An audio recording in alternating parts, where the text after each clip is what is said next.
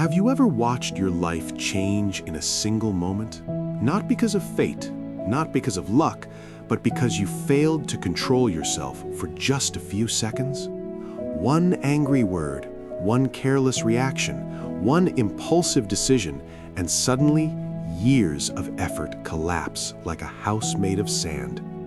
This is not a story about talent or intelligence. This is a story about the quiet power that decides whether talent rises or rots. This is the story of self-control. In a modest town surrounded by dusty roads and unfinished dreams lived a young man named Armand. He was known for two things. One, he was incredibly capable. Two, he was dangerously impulsive. Everyone who knew Armand agreed this boy could go far. He learned quickly, worked hard when motivated, and dreamed big. But his biggest problem lived inside him. Armand had no control over his impulses. When anger rose, he exploded. When desire appeared, he chased it blindly. When frustration knocked, he kicked the door open. His father, a quiet man who worked long hours at a local warehouse, often said, "Armand, the world will test you every day. If you fail to control yourself, the world won't need to defeat you. You'll defeat yourself." Armand laughed it off. "Baba, if you don't react strongly, people walk all over you," he replied. In his mind, quick reactions meant strength. Silence meant weakness. Patience meant fear. What Armand didn't see was the invisible cost of his behavior. Armand landed a job at a growing delivery company in the city. It wasn't glamorous, but it was a real opportunity. Promotions were fast for disciplined workers. His family was proud. His father prayed quietly that this job would finally stabilize Armand's life.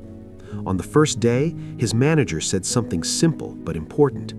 "Here, we value skill, but we value self-control even more. Pressure is high. Mistakes happen. How you respond matters." Armand nodded, barely listening. For the first few weeks, things went well. Then, one afternoon, under tight deadlines, a coworker misplaced a package Armand was responsible for. The supervisor questioned Armand sharply in front of others. Something snapped. Instead of explaining calmly, Armand raised his voice. "Why am I always blamed? Ask him. He's the careless one." The room fell silent. The supervisor's face hardened. Later that day, Armand was called into the office.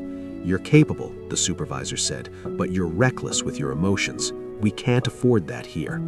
Just like that, Armand lost the job. Walking home, anger burned inside him. "People are unfair," he muttered. "They don't respect honesty." But deep down, a small voice whispered a painful truth. He had done this before. Days turned into months. Jobs came and went. Arguments followed him everywhere. Interviews, friendships, even family dinners. Slowly, people stopped trusting him. Some avoided him altogether. One night, Armand came home late and found his father sitting alone, exhausted, staring at unpaid bills. The room was quiet. No anger, no shouting, just silence heavy with disappointment. That night, Armand couldn't sleep. For the first time, he asked himself a dangerous question. What if my biggest enemy isn't the world, but me? That thought scared him more than failure ever had. The next morning, he visited an old mentor his father respected, an old retired schoolteacher named Ustad Halim, known for his calm presence and sharp wisdom.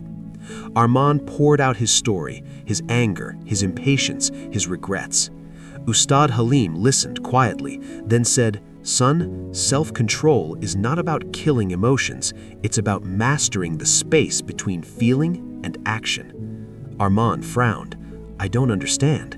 The teacher smiled. "When anger rises, you react instantly.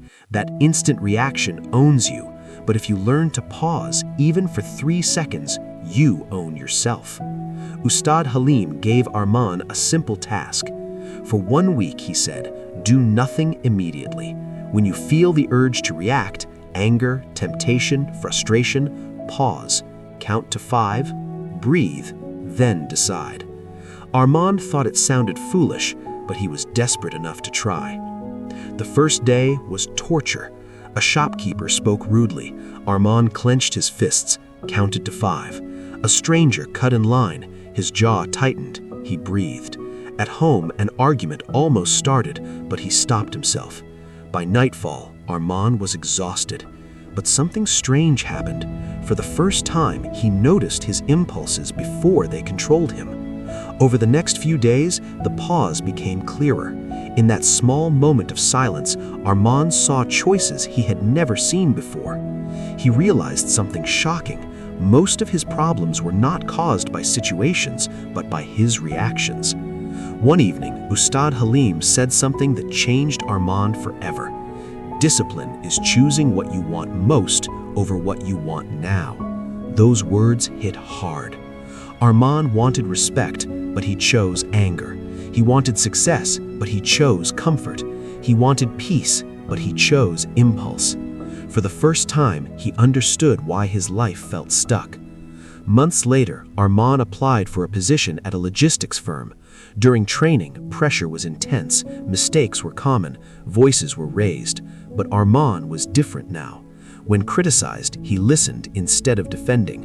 When frustrated, he paused instead of exploding. When tempted to quit, he stayed. People noticed. His supervisor once said, "You stay calm when others panic. That's rare." Within a year, Armand was promoted, not because he was the smartest, but because he was the most controlled. At home, things changed too. The house felt lighter. Conversations were calmer. His father smiled more. One night, his father said quietly, "You didn't change your life by fighting the world. You changed it by mastering yourself." Armand finally understood the truth most people learn too late. Self-control is invisible, but its rewards are massive. It builds respect silently. It creates success quietly. It protects your future in moments no one is watching. Life will always test you. People will provoke you. Situations will pressure you. Emotions will rise. But remember this: between emotion and action, there is a pause. In that pause lies your power. Master that pause, and you master your life. That is the true power of self-control.